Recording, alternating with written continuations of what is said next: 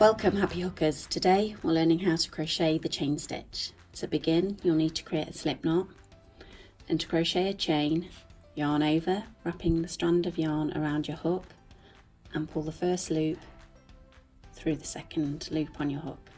And there you go, your first chain stitch. Let's try another one. So yarn over and pull that first loop through that second loop, yarn over, pull that first loop through that second loop.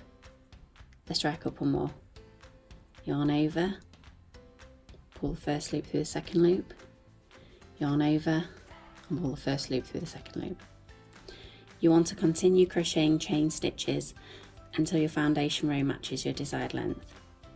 The chain stitch is the foundation for many crochet projects, and patterns which are worked in rows will always begin with a series of chain stitches, and these are often referred to as the foundation chain. Be sure to subscribe for good vibes, and I'll see you soon. Happy hooking!